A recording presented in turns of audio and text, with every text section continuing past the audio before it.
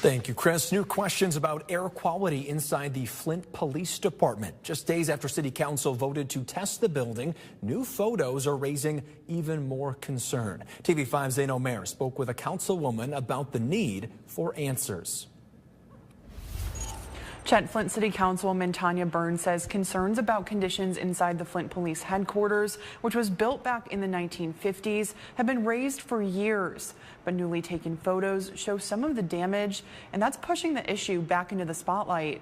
There were some individuals who, once they retired, had aggressive cancers and wondered if this was the cause of their cancer. And so I started meeting with them and taking phone calls, and the pictures were disturbing. Flint City Councilwoman Tonya Burns sharing these photos taken inside the Flint Police Headquarters. The pictures, Burns says, were taken within the last 2 weeks, show leaks, damaged ceiling tiles, and exposed pipes. It's an aging building built in the 1950s, and there's also asbestos-wrapped pipes. Those asbestos-wrapped pipes have shown water leakage coming down, which is a concern to where those fibers, if they have become airborne, those hazardous materials can be deadly to people. Last Monday, Flint City Council unanimously passing a resolution to do all things necessary to test for air quality and other hazardous conditions in the building. It should have never had to have reached the point to where City Council should have to intervene. We need to test for asbestos,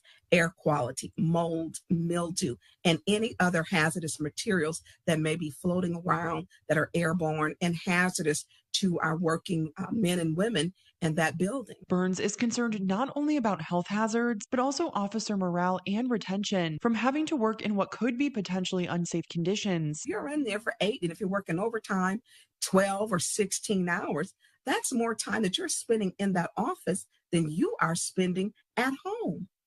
And so that duration that you're breathing in, it should not be normal to smell mildew. Now that a resolution has been passed by council, Burns says it's now up to the city to set up the tests. I'm very tenacious, so this is really important to me.